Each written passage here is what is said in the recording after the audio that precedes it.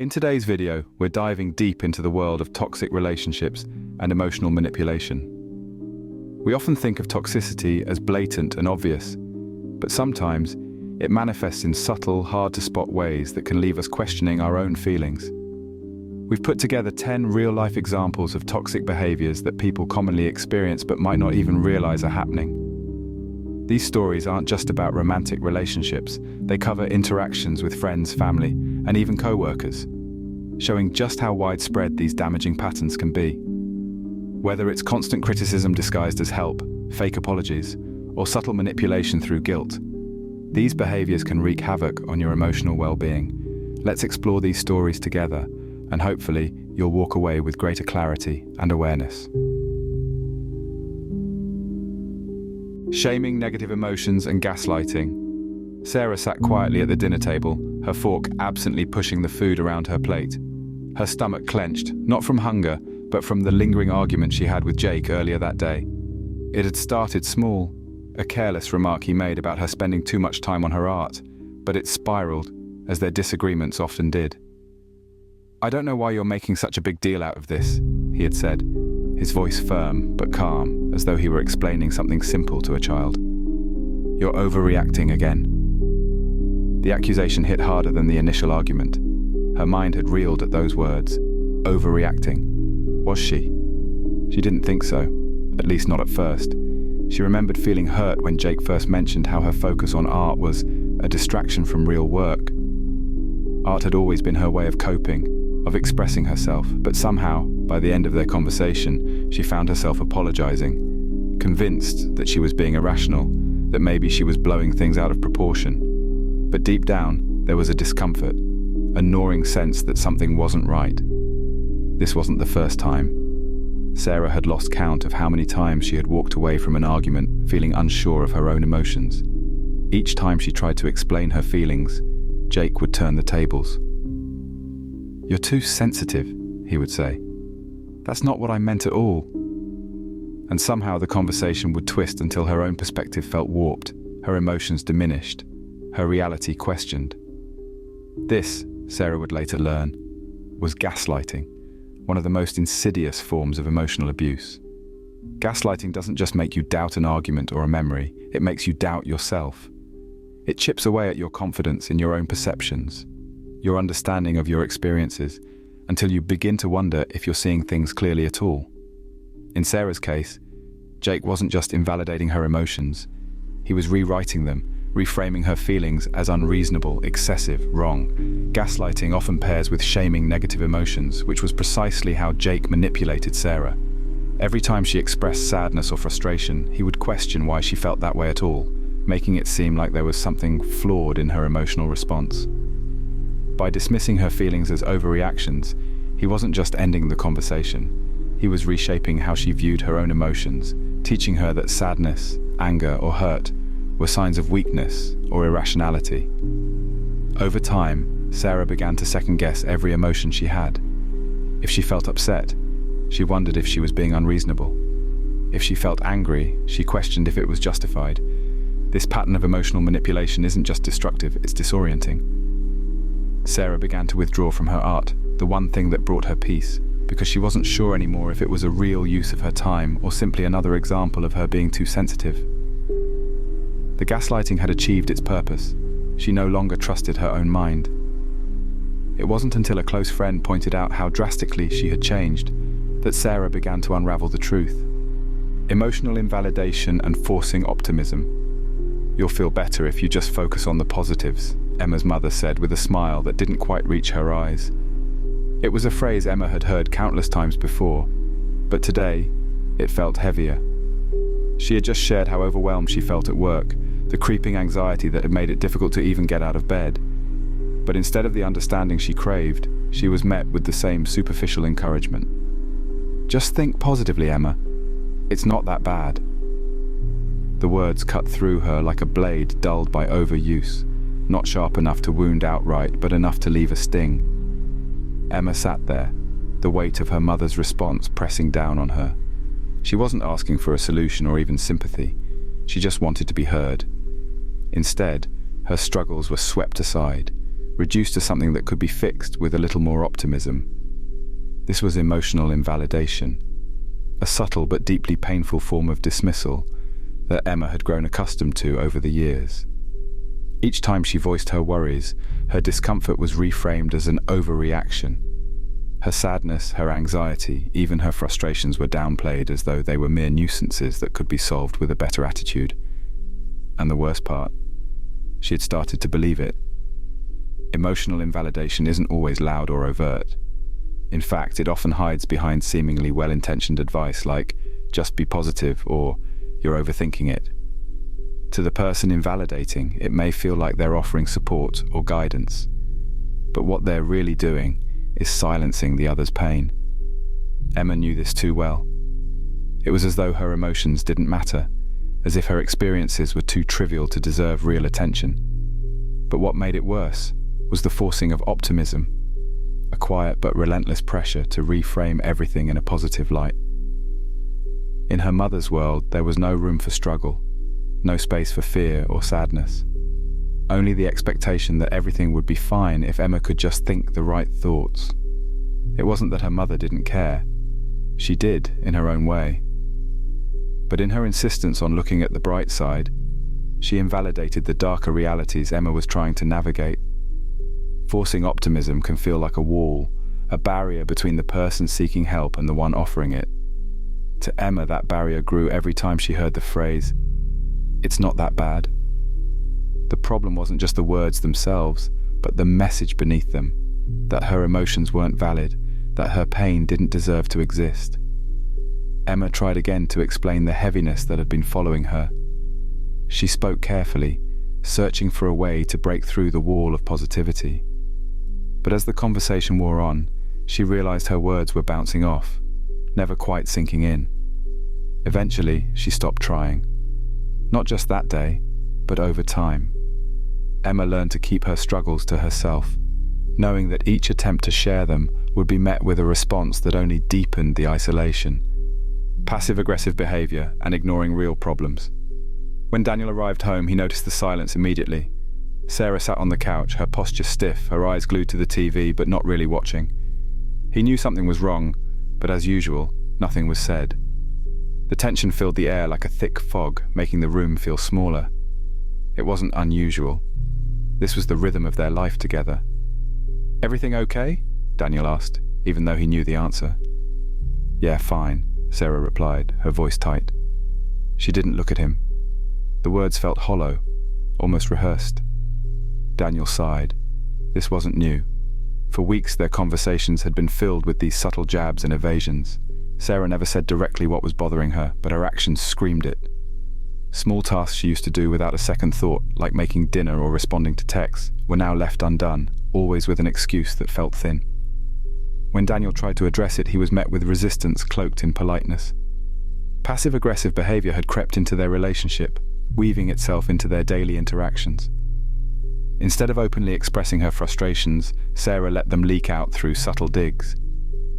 "I see you didn't have time to pick up the groceries again," she would say, her tone light, but her meaning clear. Or she would leave a task half-finished, knowing Daniel would have to complete it, but never directly asking him to. Tonight it was the dishes left piled in the sink after dinner. "Do you need help with those?" Daniel asked. Knowing the answer, but hoping just this once, Sarah would open up about what was really going on. "No, I'll get to them," she said, but the words carried an undertone of resentment. Daniel knew better than to push. If he did, the conversation would unravel the same way it always did. This pattern, Sarah's passive-aggressive behavior and Daniel's attempts to confront it, had become a cycle.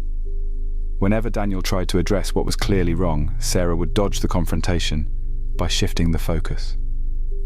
"Let's not make this a big deal," she'd say, her voice tinged with exasperation. "We should just focus on the good things." But that was the problem. There was no room to focus on anything real. By urging him to look past the issues, Sarah was ignoring the actual problems in their relationship. Her insistence on focusing on the good was not a gesture of positivity, but a refusal to engage with the conflicts that were quietly eroding their connection. Every time Daniel tried to bring up his concerns about how distant she'd become, how her small acts of avoidance felt like unspoken accusations. Sarah would brush it aside, unwilling or unable to confront the root of the issue. It wasn't that she didn't know things were wrong, she just refused to engage directly. Instead, she wielded her passive aggression as a shield, deflecting every attempt at resolution with avoidance and surface-level reassurances.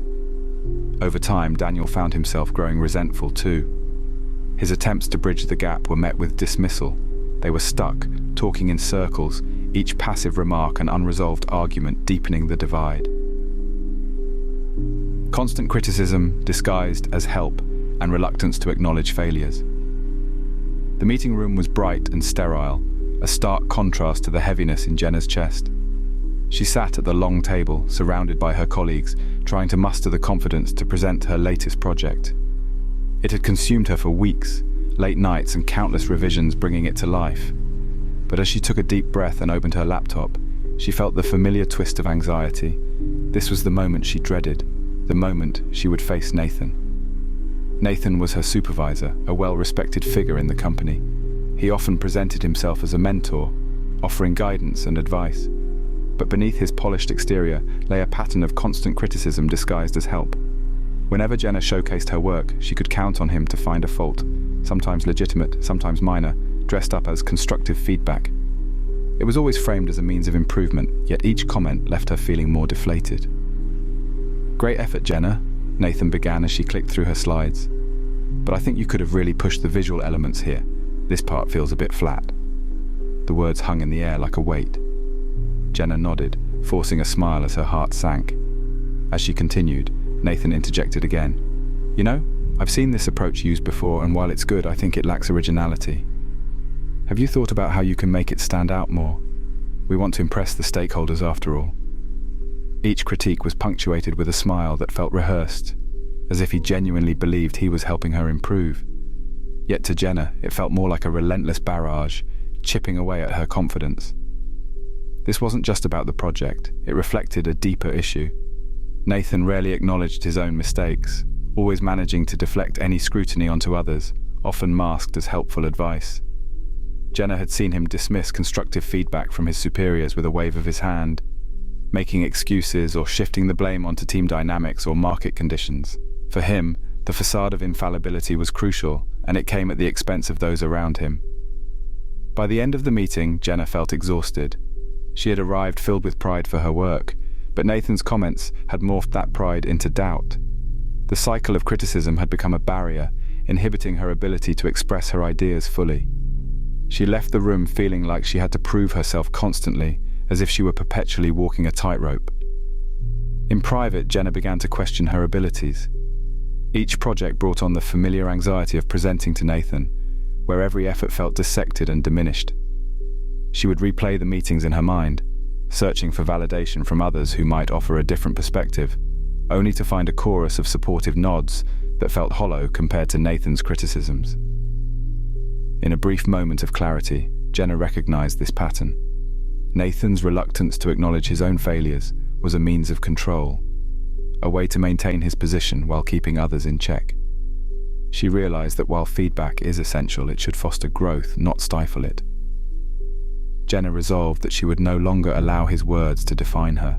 The journey to reclaim her confidence would be long, but she now understood the importance of recognizing both her own worth and the insidious nature of criticism masquerading as guidance. Playing dumb and policing your attitude. "Can you lighten up a bit? You're being way too serious." Megan's words hit Tara like a splash of cold water, abruptly pulling her out of the focused conversation they were having about their team project. They were supposed to be discussing timelines and responsibilities, but instead, Megan's comment hung in the air, suffocating the progress they had made. Tara felt her stomach twist. This wasn't the first time Megan had dismissed her concerns with a casual remark.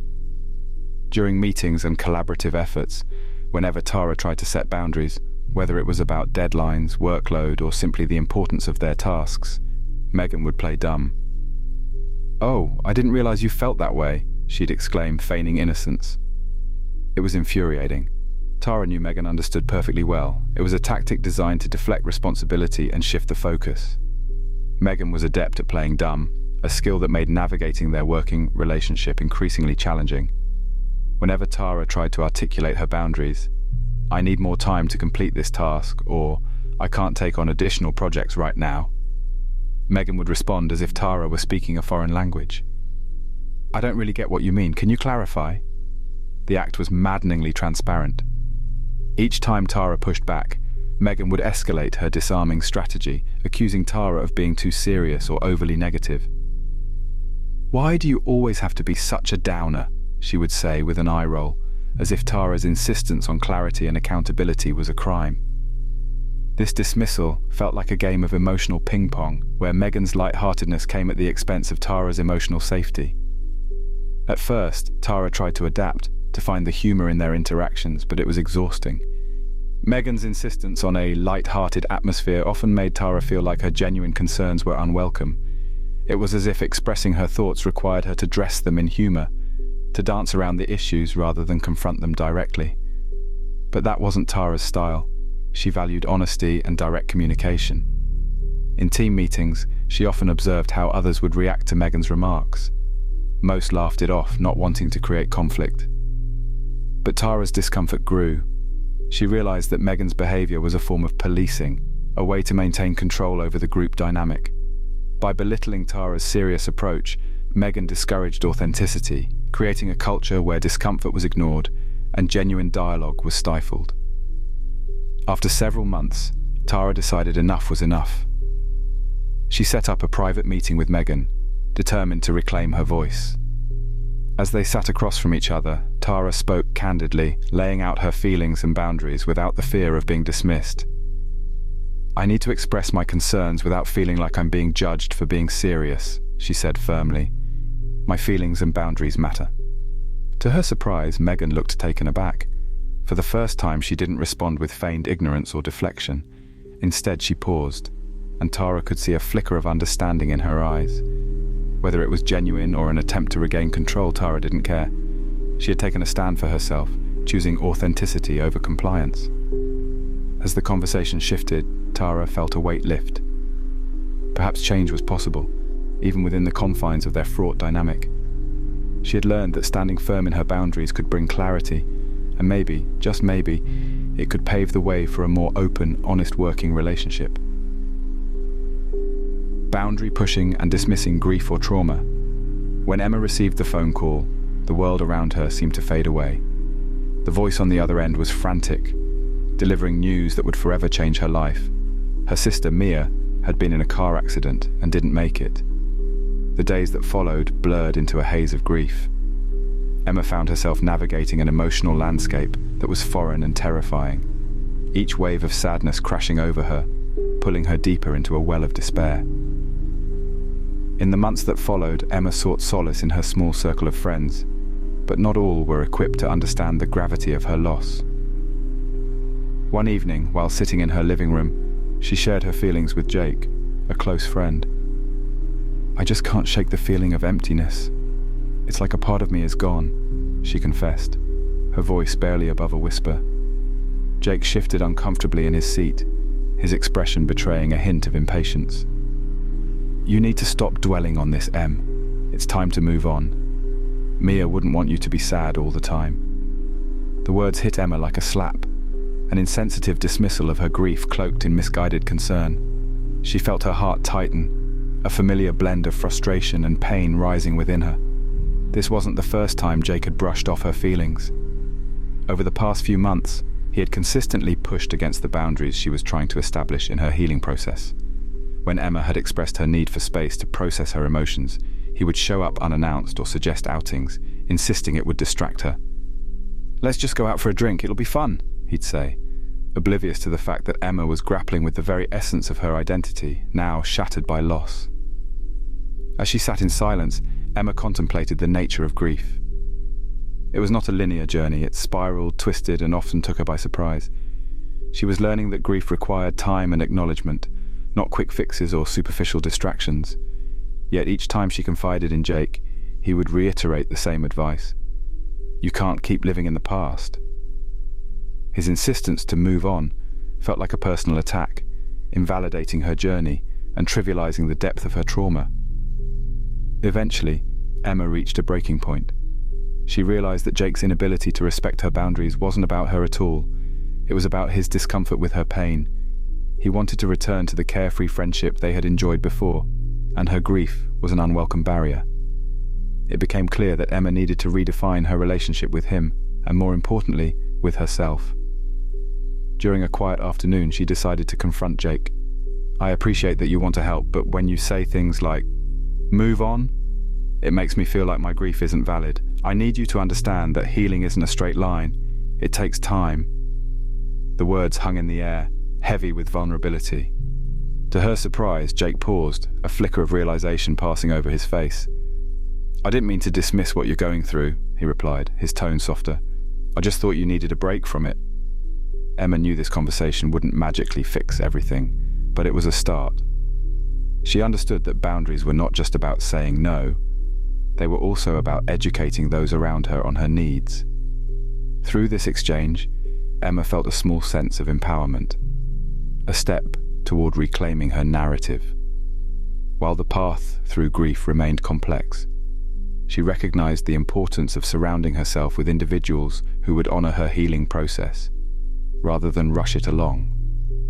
Silent sabotage and subtle manipulation through guilt. Mark stared at his computer screen, a blend of excitement and trepidation washing over him. After months of dedication and late nights, he was finally ready to present his innovative marketing strategy to his team at a leading advertising firm. This project was not just another task, it was a culmination of his creativity and hard work, an opportunity to showcase his potential. Yet, amidst the exhilaration, a nagging sense of doubt lingered, mainly due to his colleague, Laura. From the outset, Laura had been a constant presence in Mark's professional life. They were not just co-workers, they shared a history of collaboration that had begun during their internships. However, Mark increasingly noticed Laura's silent sabotage. She would subtly undermine his efforts, casting doubt on his ideas with carefully crafted comments. "Are you sure this angle will resonate? I've heard some clients prefer a more traditional approach," she'd say, her voice dripping with feigned concern. At first, Mark brushed it off as a colleague trying to be helpful, but as time went on, he began to recognize the pattern. Laura's criticisms felt less like constructive feedback, and more like attempts to sow seeds of doubt. Just last week, during a team meeting when he had presented his preliminary findings, she had chimed in, "It's interesting, but I think we need to align more closely with the client's past campaigns." This had been a blow to his confidence. Her comments often lingered long after they were made, echoing in his mind and forcing him to second-guess himself. He couldn't shake the feeling that she was positioning herself as the voice of reason, while quietly working to diminish his contributions. As the day of the presentation approached, Mark felt both anxious and determined. He prepared meticulously, anticipating questions and critiques. Yet, there was Laura, always lingering in the background, subtly suggesting that his success would not be without her help. "I hope you remember to credit me for my insights," she'd jokingly say, but Mark could sense the undertone of seriousness. On presentation day, Mark stood before his team, his heart racing as he delivered his strategy. The initial reactions were positive, and he felt a rush of relief. However, when Laura spoke up after his presentation, her tone was a mix of casual criticism and veiled praise. "Great effort, Mark, but I think we need to tweak a few things. You know I've always been here to help, right?"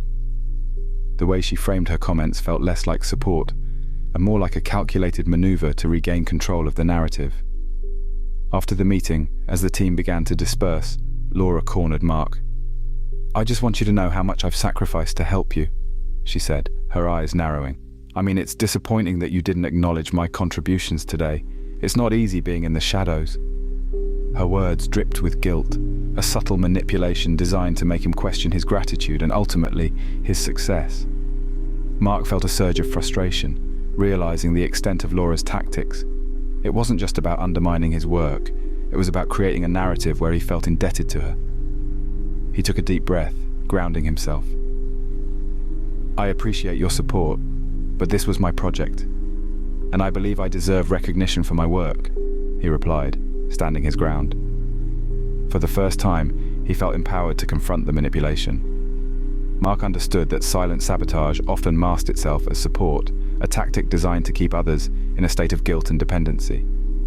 In choosing to acknowledge his accomplishments without apology, he had taken a significant step in reclaiming his narrative.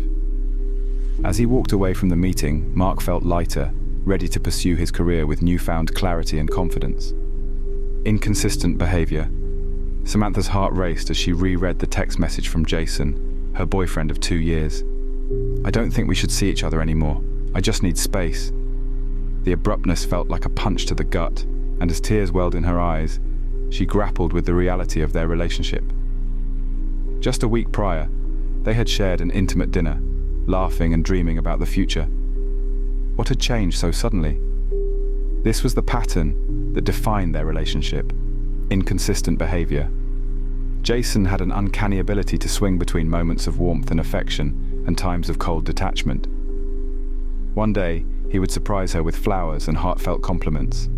The next, he would snap at her over minor inconveniences, leaving her feeling small and unworthy. It was a roller coaster ride that left Samantha perpetually on edge, unsure of what to expect next. Despite the emotional turbulence, Samantha found herself excusing Jason's behavior. "He must be having a bad day," she would tell herself. "He's under so much pressure at work." She often rationalized his cruel remarks, convincing herself that his kindness outweighed the harsh moments. But as time passed, she began to recognize a pattern that couldn't be ignored: his need to control the emotional narrative of their relationship. When Jason was kind, he would shower Samantha with affection, demanding her undivided attention. "You're my everything," he would say, locking eyes with her in a way that made her feel cherished. But just as quickly, his demeanor would shift. A slight annoyance would flicker in his eyes, transforming into verbal barbs. "You really don't understand anything, do you?" he would snap, the warmth evaporating from the room. Each cruel remark left Samantha feeling disoriented, constantly questioning her own worth and ability to navigate the relationship. She tried to be cheerful and positive, hoping to bring back the joyful version of Jason that she had fallen in love with. "Maybe if I'm more supportive, he'll be happier," she thought.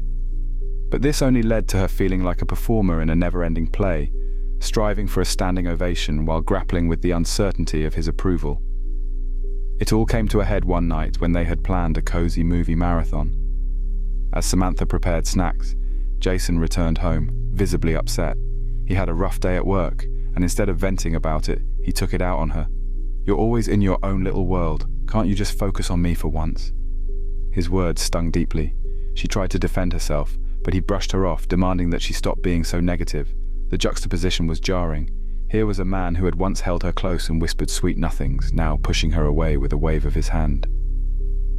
That night, Samantha lay in bed, staring at the ceiling, consumed by an overwhelming sense of confusion and sadness. Why was it so hard to maintain a steady emotional connection? After hours of reflection, she realized she had been caught in a cycle of emotional manipulation. Jason's inconsistent behavior was not merely a product of stress or external factors, it was a tactic that kept her off balance, forcing her to continuously strive for his approval while sacrificing her own emotional well-being. The next day, Samantha made a decision. She drafted a message to Jason, laying out her feelings with clarity and strength. She would no longer be a willing participant in this emotional tug-of-war. It was time to reclaim her self-worth, to step out of the shadows of his erratic moods and pursue a healthier future, one where love was not a game of highs and lows but a steady and nourishing presence. Resentment for independence. Ava's excitement was palpable as she sat at her desk, organizing her calendar for the upcoming month. After years of being a dedicated caregiver for her ailing mother, she had finally carved out some time to pursue her passion for photography. She could almost see it, the light filtering through the trees, the perfect candid shots of everyday life that had long eluded her due to her responsibilities. This was her time, a chance to reclaim a part of herself that had been on hold for far too long. Yet as she began to outline her plans, a familiar knot of anxiety twisted in her stomach. Ava's mother, Helen, had always been supportive, yet lately there had been a subtle shift. Whenever Ava expressed her interest in photography, Helen's eyes would narrow slightly, her smile fading into something less supportive, more critical. "Are you sure this is a good time for you to be running around with a camera? What about my needs?" she would say, her voice laced with passive-aggressive undertones. Ava felt torn. She had always prioritized her mother's needs over her own, but the weight of resentment began to press down on her. Helen's resentment for Ava's independence was palpable. Every time Ava mentioned a photography workshop or a weekend shoot, Helen would transform from a supportive parent into a frazzled critic.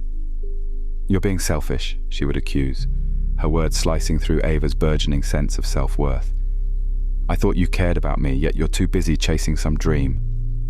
The accusations hung heavy in the air, clouding Ava's joy.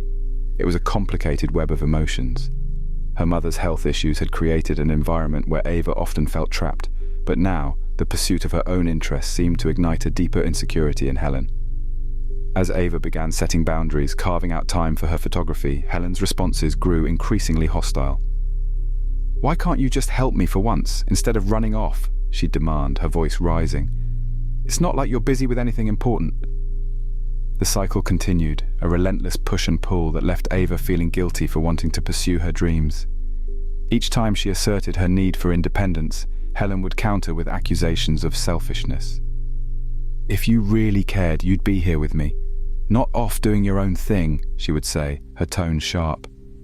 It was as if Helen couldn't tolerate the idea of Ava stepping into a life that didn't revolve around her. Days turned into weeks, and Ava felt the internal struggle intensify. She wanted to honor her mother's needs while also pursuing her own interests. Wasn't that what a healthy relationship entailed? Yet every attempt to communicate her feelings was met with a barrage of guilt and resentment, leaving Ava questioning whether she had the right to set boundaries at all. In a moment of clarity, Ava realized she was at a crossroads. She could either continue to sacrifice her happiness for her mother's comfort, or embrace her independence and face the emotional fallout. With a heavy heart, she decided to have a candid conversation with Helen, hoping to bridge the chasm that had formed between them. "Mum, I love you, but I need to pursue my own passions too," Ava began, her voice steady despite the storm of emotions swirling within her. "This doesn't mean I care for you any less, but I need to find balance in my life." Helen's initial reaction was one of anger, but as Ava laid bare her heart, something shifted. Perhaps it was the realization that Ava's independence didn't negate her love, but rather complemented it.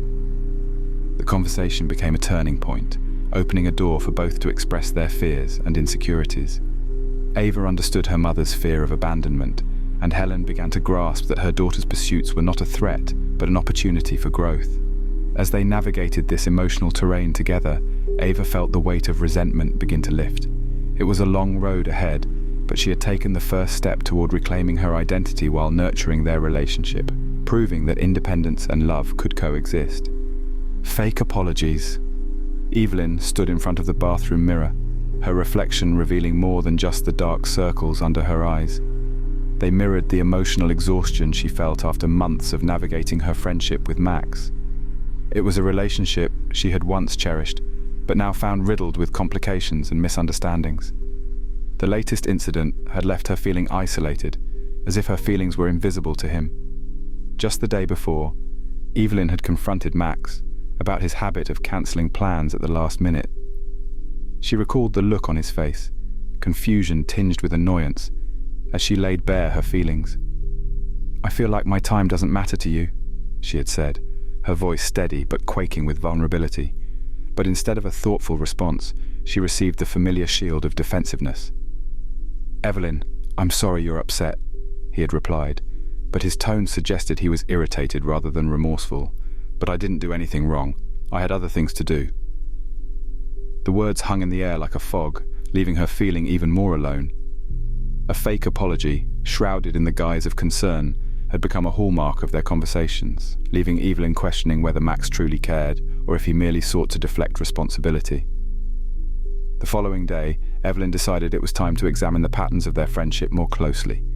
She felt like an archaeologist, digging through layers of past interactions, unearthing the recurring theme of fake apologies that had buried her voice beneath a pile of dismissive remarks. This behavior, while subtle, had profound implications. It was not just the words, but the lack of sincerity that gnawed at her. In the realm of psychology, the concept of fake apologies can often be linked to manipulation and emotional immaturity. It is not uncommon for individuals to express insincere remorse to maintain a facade of compassion, while sidestepping any real accountability. Evelyn's conversations with Max often revolved around his refusal to accept her feelings as valid. Instead of addressing the core issue, he would shift the focus back onto her, undermining her experience. With each encounter, she felt more like a spectator in her own life, a passive character in a script that had grown stale and repetitive. When she attempted to articulate her feelings, Max would respond with phrases like, "I can't help how you feel," or "You're overreacting." These dismissive retorts not only invalidated her emotions, but also left her feeling trapped in a toxic cycle. Evelyn knew she had to make a choice. She could continue to accept Max's hollow apologies, sacrificing her emotional well-being for the sake of a friendship that had become more of a burden than a source of joy, or she could stand firm in her conviction and prioritize her own feelings. Summoning her courage, she drafted a message to Max, carefully articulating her experiences and the impact of his behavior on their friendship. "I need you to understand that my feelings are real and valid," she wrote. "Your apologies without acknowledgement feel insincere. If we are to continue this friendship, I need you to truly engage with my concerns." When Max replied, Evelyn held her breath, bracing for another round of dismissive remarks. Instead, she was met with silence, a stillness that felt almost tangible. It wasn't the response she had anticipated, but perhaps it was the space he needed to reflect. This silence, however, provided Evelyn with clarity. Regardless of Max's next steps, she had reclaimed her voice, shedding the weight of fake apologies and emotional disregard. The act of standing firm in her feelings was a powerful catalyst for change, igniting a newfound sense of self-worth.